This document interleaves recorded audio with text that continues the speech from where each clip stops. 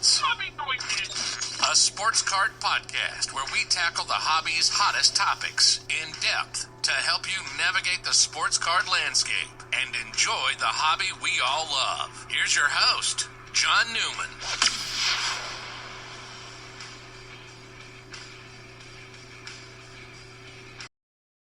All right, we are back here on Hobby Quick Hits.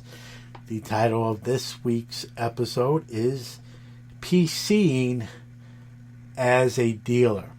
But I want to kind of clarify too, not just a dealer, but as a seller, right? Even if you're not setting up at shows, let's be real.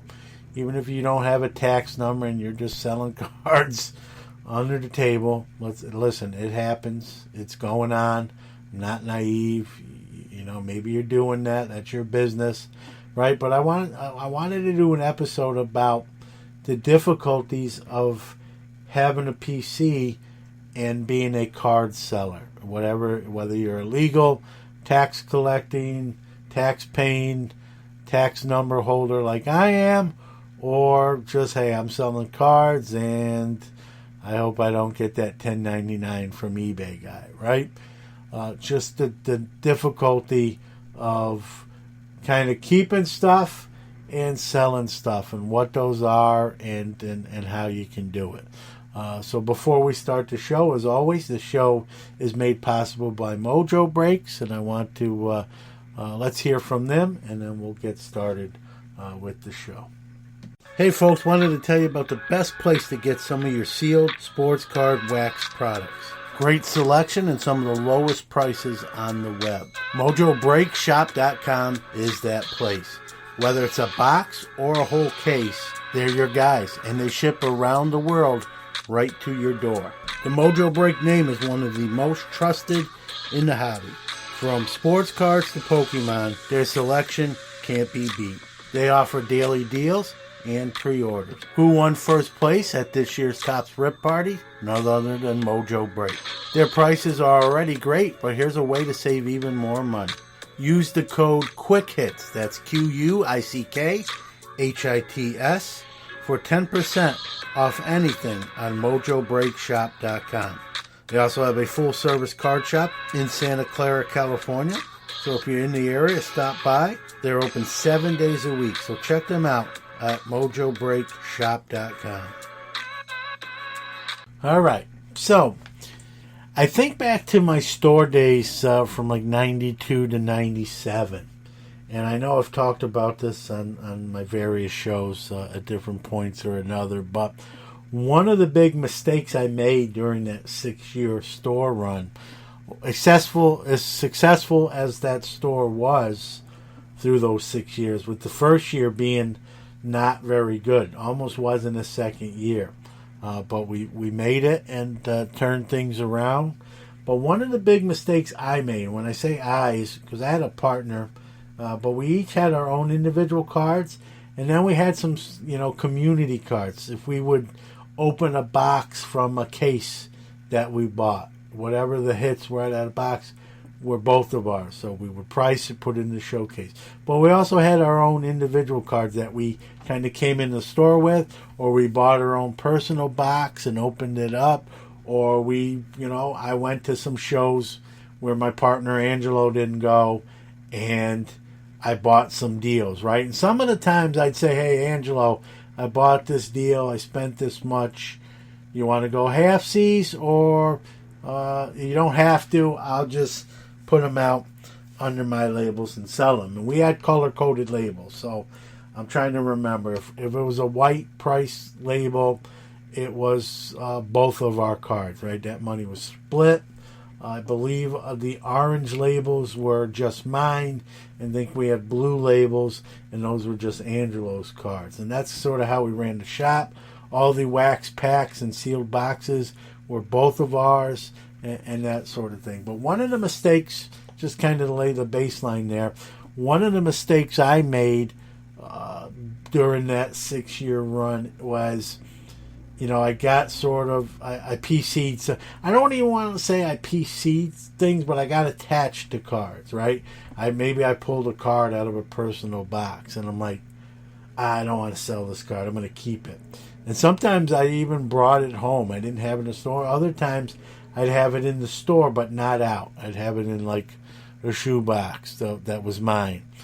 And I got attached to things, and if you want to call that a PC, I'm trying to think. The only one I PC'd really, is going to sound crazy back then. I did some Don Manley stuff and Greg Jeffries back in those times. So a lot of Greg Jeffries. I still got like 3 binders full of Greg Jeffries, some Manley stuff. But, I did sell a lot of Manley stuff as well too. I don't want to make it sound like there was no Manleys in the card store, but there were some that I tried to just not put out and keep. And so, I lost sales because of that. And many of those cards I kept. Listen, Greg Jeffries is the perfect example of that. And I still love him. One of my favorite players back in the day. But we all know, if you're my age or around my age, you know what those cards used to go for, and you know what those cards are now, right? And anybody in their right mind would say, man, you should have sold them when they were hot, because you can't do much with them now. And that's the nature of the beast. It is what it is, and that's where PCing, if you will, can kind of hurt you. But PCing can there's different ways that can hurt you. It's that balance, right? When I do a show, I like to buy stuff from people who come up and are selling when I can, right? Some days are better than others, right? And you're looking through that box, right? That shoe box, that case, that their case that they open up, and you put it down and you start going through it, right?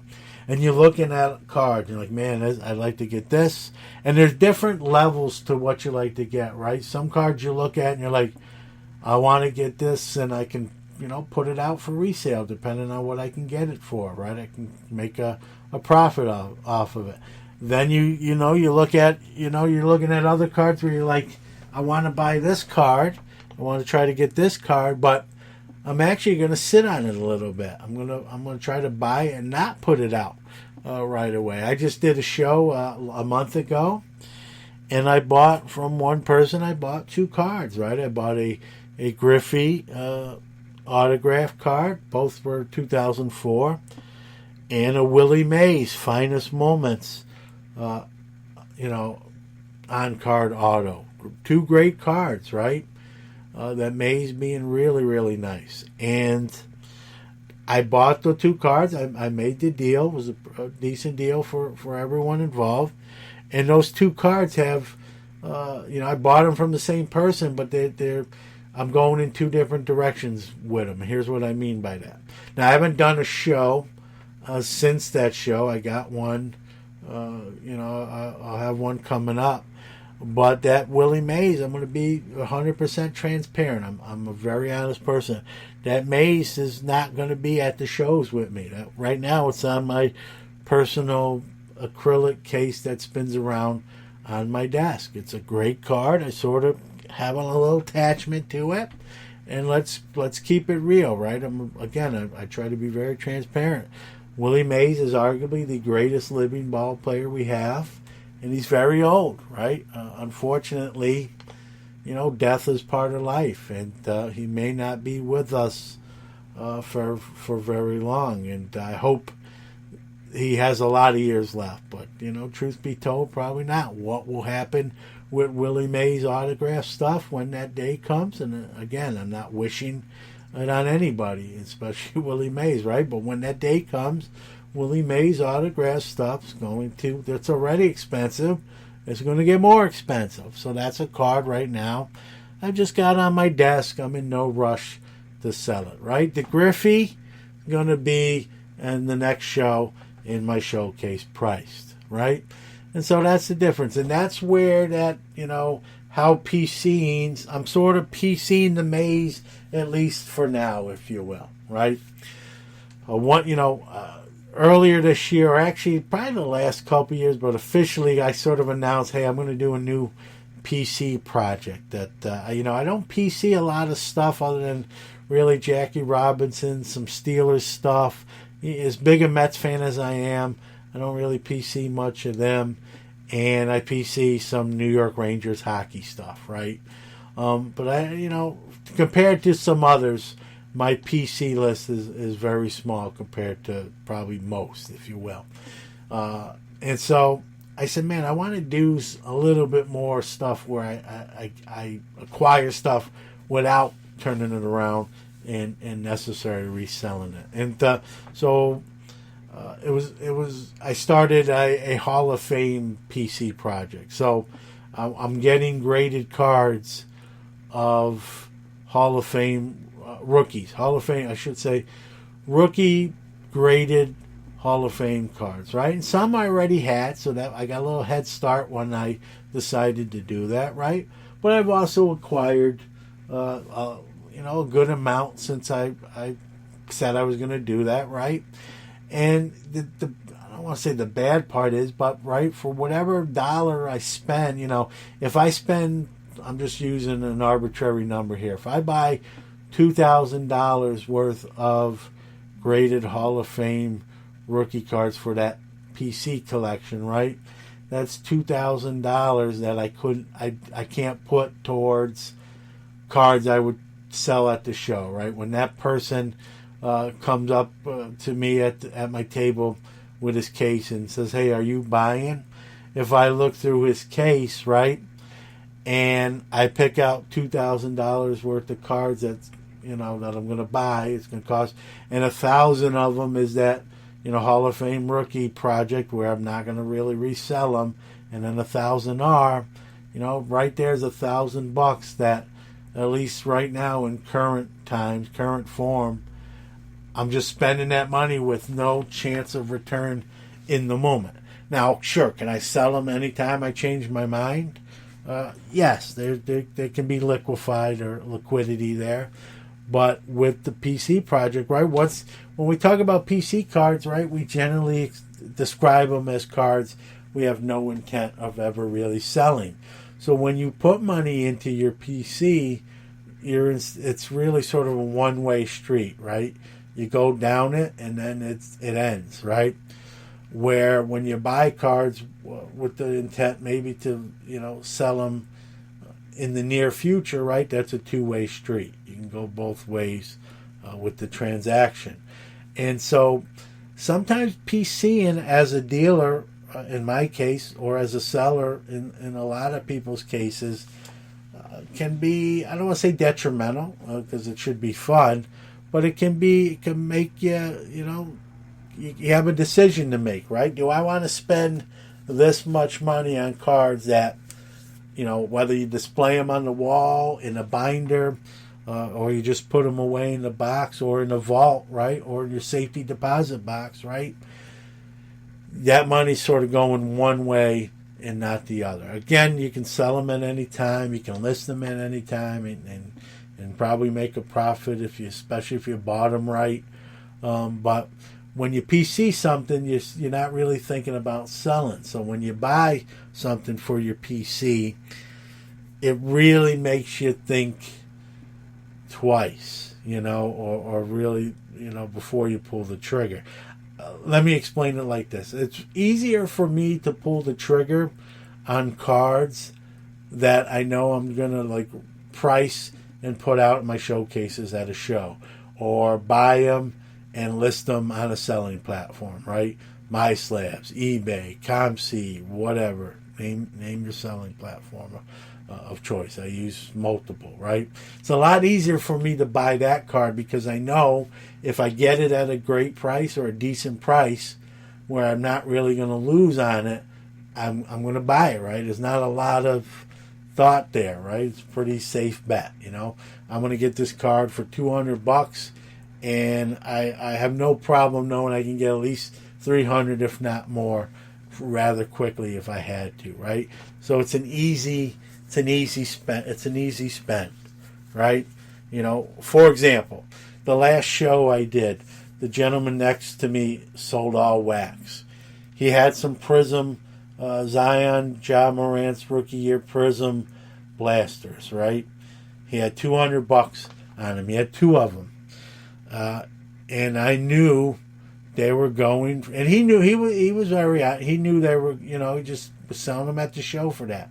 I bought both of them because I knew they were going for about $279 easily. And matter of fact, I'm not gonna lie to you, I bought them that Sunday at the show, and Tuesday I had sold each one of those for $279 a piece. I made $79 on each one of those, and had to hold it for 3 days. That was an easy purchase for me because I knew I was going to turn around and sell them.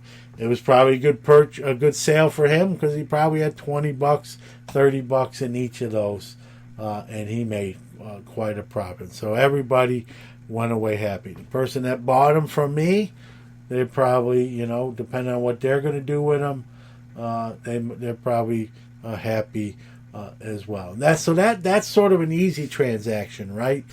It's the stuff, when I see a Jackie Robinson that I really want, and I look at the price tag, and I'm like, wow, do I want to spend that and not really turn around and sell the card, right? I talk about my biggest hobby regrets, right, is not ever getting the 1948 Leaf Jackie Robinson. And it's, really sometimes I think if I dwell on it, it sort of bothers me. I'm laughing because I think about it sort of like nails on the chalk. 2 or 3 opportunities to buy that card before the explosion that we know it is at now, which is very hard to obtain for any kind of decent price unless you get something that was run over by a truck and then backed up on by the same truck, right? Where you almost don't even want the car. It's not very pleasing to the eye. And so I think, why didn't I buy that Leaf Jackie Robinson rookie on those 2 or 3 occasions, right? Well, number one, I thought, I can buy it another time, right? Number two, the other issue was, even though it's not in the stratosphere that it is now, it still was an expensive card. And I just said, man, I don't want to spend this money right now on a card that I really will never sell. Probably, I'll pass away and my son will get it, and it'll be up to him to decide, what he wants to do with it. Hey, I'm going to keep this. It was my dad's. It reminds me of my dad. Or, hey, cha-ching, my dad left this to me to do what I want. I'm going to sell it, right? So for those kind of cards, it's not as easy to pull the trigger because it's sort of that one-way street of money going out and not coming back in. And that's why it can be difficult to be a dealer, a seller, and PC at the same time. Okay? I think, anyway. I know it's prevented me from purchasing some cards every once in a while, and I'm sure others have the same dilemma. So I don't have a solution. This isn't a show where I'm going to say, here's the problem, here's how you deal with it. I think it's a personal budget deal, Could I buy, a 1948 Leaf Jackie Robinson? I'm not going to, I don't want to be braggadocious. I could buy it. I could take, money out of a certain account or, a portfolio. But there's the dilemma again, right? I can spend how many thousands of dollars, right? Five figures, right? And get a pretty nice Jackie Robinson Leaf rookie, possibly. And, be either here on my desk or in a safety deposit box and just sit there and I don't, that money is gone one way and not coming back the other, at least not in my lifetime, because I probably wouldn't sell it while I was walking the earth. And so those are those tough decisions you have to make as someone who PCs in the hobby. I think it's why for many years I didn't PC a lot, because I didn't want to make those decisions. It was just a lot easier for me to make decisions based on me transacting the card, right? But sometimes that's no fun either, right? You want to have stuff that you have no intent to sell, right? When I pack up for a show on the weekend, not everything's going with me. I got stuff here that stays here, right? I've been at a show and someone says, hey, I'm looking for this card. And I have the card, it's just I don't have it at the show because I'm not selling it, right? Sometimes I don't even tell them, like, hey, I have that card at home. I don't sort of like tease them, like, yeah, I have it, but I'm not going to sell it to you, right? I don't even do that most of the time, right? Just say, I don't have it, or I don't have it. I'm not going to lie. Sometimes I'll say, I don't have it with me. I do have one, but it's in my personal collection, not for sale. So those are those dilemmas, right? When you PC, whether it be a player or a team or certain thing, my PC now has become heavy, Hall of Fame graded rookie cards in different sports and stuff. And so, I've acquired, a decent amount this year, but, there's a few I probably didn't buy because for what they were going to cost me, I'm like, nah, I think I'll just right now hold off. And I did that 2 or 3 times with that 48 leaf Jackie, and I'd love a couple mulligans and go back and do that again. Unfortunately, you can only do that if you find the DeLorean and Dr. Emmett Brown and Marty McFly and go back. And as you're listening, you probably all know that's not real life. That's a movie. And that's not how it works. So I hope you enjoyed the show as we talked a little bit about, balancing a PC and being a seller in the hobby as well. All right, we'll see you next time on Hobby Quick Hits. All right, thank you for listening to another episode of Hobby Quick Hits. Want to give out our social media, starting with our website, which is www.sportscardnationpodcast.com. Facebook, you can follow us at www.facebook.com/SportsCardNationPodcast/. Twitter, we are at SportsCardNati1, so it's SportsCard NATI1.